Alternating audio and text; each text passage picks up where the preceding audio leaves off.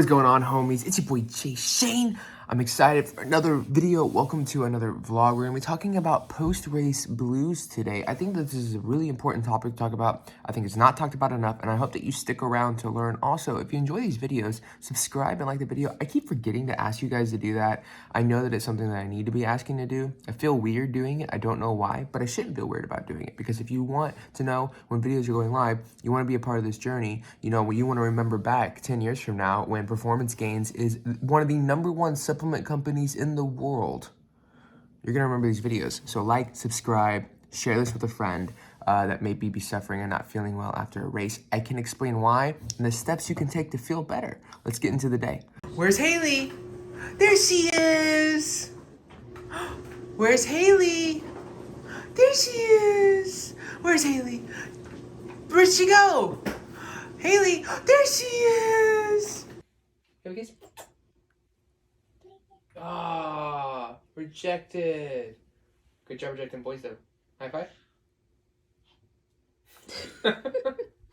So, just got done with a 5-mile run, have 3 miles later. I will tell you something that, you know, and we're going to go into the post-race blues stuff, skit moment here in a bit, but I will tell you, I am super happy with my body's ability to rebound. You know, I ran a marathon quite hard this weekend, and the fact that I'm about to run more miles this week than last week and I've recovered is a testament to my ability to listen to my body and adjust, because I've had to adjust my mileage on certain days this week. My body's ability to recover, and me knowing my nutrition, right? Like being a low carb ketogenic athlete, you know, it's very, oh, you can't run, you can't be a runner, you can't recover well, and it's just not true.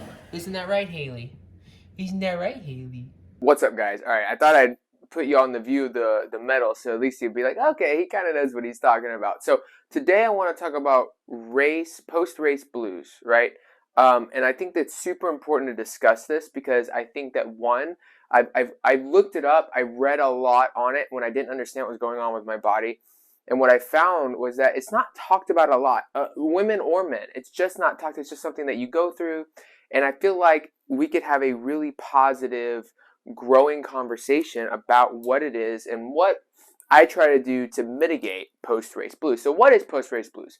So generally you're not going to find this in shorter races, but in longer races, what you start to see is that your body has to really get into a fight mode, right? We understand that stress response creates flight or fight, and you learn how to instigate a fight response. That's what, like, you know, strong finish runs are for, and running on tired legs, and all those things you do during training is to train your body to push through when you're racing. And the longer the race, the more it taxes this stress system.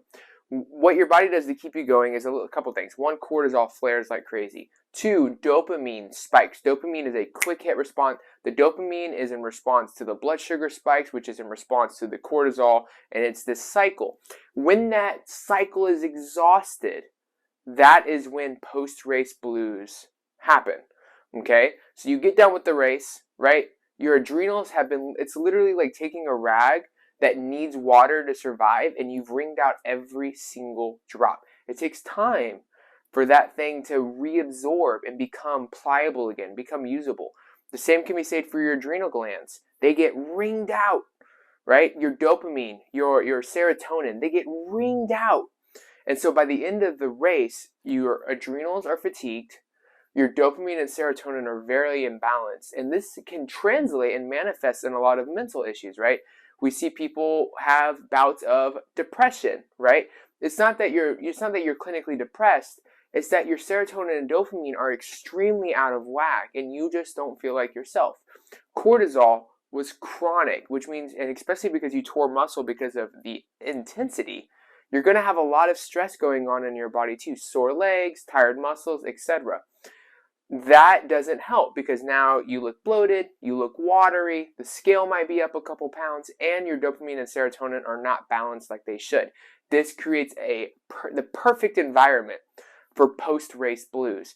And from what I understand and from what I've experienced running marathons and ultras, the longer the race, the worse it is, especially the days after. Couple things that you need to do.